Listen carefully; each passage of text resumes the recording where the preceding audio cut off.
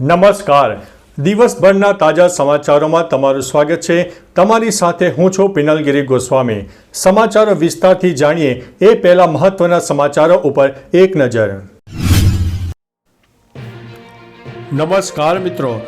આજની વિડીયોમાં વાત થશે સાંસદ જ્ઞાનીબેનનું વોગડ જિલ્લાને સમર્થન. અકસ્માતમાં જીવ લેનાર ગુમાવનાર યુવાનો જ સામે આવ્યા છે.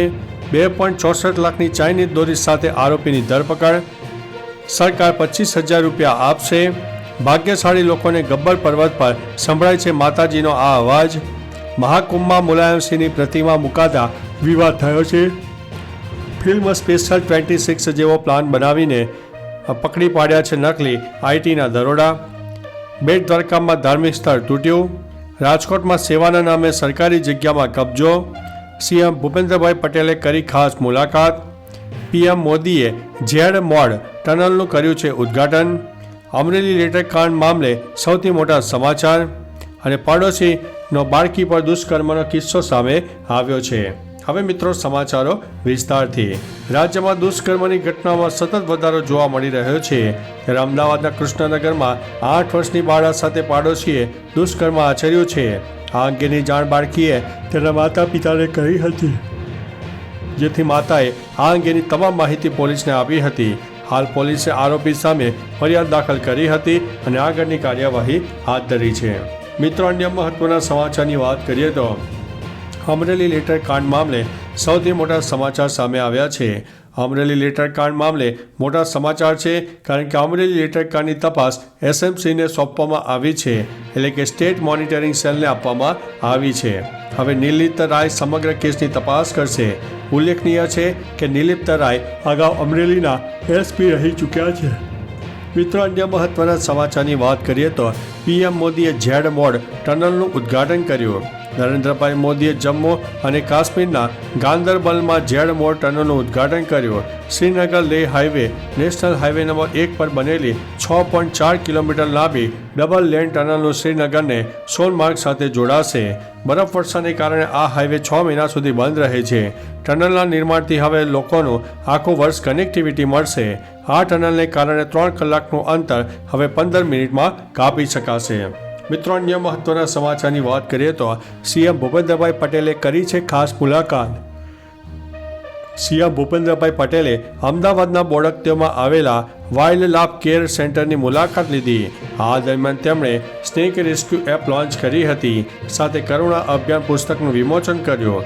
નોંધવા જેવું છે કે રાજ્યભરમાં કરુણા અભિયાન 2025માં આશરે 600થી વધુ વેટરનરી તબીબો અને 8,000થી વધુ સેવાભાવી સ્વયંસેવકો સેવારત છે. મિત્રો, અન્ય મહત્વના સમાચારની વાત કરીએ તો રાજકોટમાં સેવાના નામે સરકારી જગ્યામાં કબજો. રાજકોટની સિવિલ હોસ્પિટલમાં સેવાના નામે સરકારી જગ્યામાં 2 સંસ્થાએ કબજો કર્યો હોવાની વિગતો સામે આવી છે, જેમાં સીતારામ ગૌ સેવા એન્ડ ચેરિટેબલ ટ્રસ્ટ અને માનવ સાર્વજનિક ટ્રસ્ટ દ્વારા સેવા કાર્યો કરવા માટે કોરોના સમયથી મસ્ત મોટા શેડ બનાવવામાં આવ્યા છે. સિવિલ અધિક્ષક દ્વારા 2021થી જગ્યા ખાલી કરવા સંસ્થા સાથે પત્ર વ્યવહાર કરાયો હતો, પરંતુ કબજો ખાલી નહીં થતાં આ અંગે કલેક્ટરને જાણ કરી છે. મિત્રો, અન્ય મહત્વના સમાચારની વાત કરીએ તો બેટ દ્વારકામાં ધાર્મિક સ્થળ તૂટ્યું. બેટ દ્વારકા અને ઓખા પોર્ટમાં ગેરકાયદેસર દબાણ દૂર કરવાનું અભિયાન 3જા દિવસે પણ યથાવત રહ્યું હતું. ઓખા વિસ્તારમાં હટીલા હનુમાન રોડ પર ગેરકાયદેસર ધાર્મિક સ્થળ તોડી પાડવામાં આવ્યું છે. આ મેગા ડિમોલેશન અભિયાન અંતર્ગત અત્યાર સુધીમાં 36,400 ચોરસ મીટર સરકારી જમીન દબાણ મુક્ત કરવામાં આવી છે, જેની કિંમત 15 કરોડથી વધુ છે. કાયદો જાળવવા માટે ચુસ્ત પોલીસ બંદોબસ્ત પણ ગોઠવી દેવામાં આવ્યો છે. મિત્રો, અન્ય મહત્વના સમાચારની વાત કરીએ તો ફિલ્મ સ્પેશિયલ 26 જેવો પ્લાન બનાવીને પાડ્યા છે નકલી આઈટી દરોડા. દાહોદમાં નાણાધીનના ધંધાર્થી પર નકલી આઈટી દરોડા પાડનારા 5ની ધરપકડ કરવામાં આવી છે. દરોડા કરવા આવેલા આઈટીના અધિકારીઓ બોગસ છે. તેઓ વેપારીને પોલીસને જાણ કરી હતી. પોલીસ દ્વારા 5 નકલી આઈટી અધિકારીને ઝડપી પાડ્યા છે, જ્યારે 2 શખ્સો ફરાર થઈ જવામાં સફળ રહ્યા છે. પોલીસ ઘટના સ્થળે પહોંચતા નકલી આઈટી અધિકારીઓની ટોળકી ભાગવા જતા 7માંથી 2 તો સ્થળ ઉપર જ પકડાઈ ગયા હતા. મિત્રો, અન્ય મહત્વના સમાચારની વાત કરીએ તો મહાકુંભમાં મુલાયમસિંહની પ્રતિમા મુકાતા વિવાદ સર્જાયો છે. પ્રયાગરાજના મહાકુંભમાં સમાજવાદી પાર્ટીના સંસ્થાપક મુલાયમસિંહ યાદવની પ્રતિમા મુકાતા વિવાદ થયો છે. અખિલ ભારતીય અખાડા પરિષદ અને અન્ય સાધુ સંતોએ આ પ્રતિમાનો વિરોધ કર્યો છે. તેમનું કહેવું છે કે હિન્દુઓની પવિત્ર આસ્થાના આ પર્વમાં હિન્દુ વિરોધી નેતાની પ્રતિમા હિન્દુઓનું અપમાન કરી રહી છે. કુંભ પરિસરમાં મુલાયમસિંહ યાદવની લગભગ 2 થી 3 ફૂટ ઊંચી પ્રતિમા મૂકવામાં આવી છે.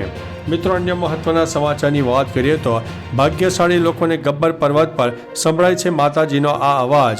ગબ્બર પર્વત પર દર્શન કર્યા વગર અંબાજીની યાત્રા અધૂરી ગણાય છે.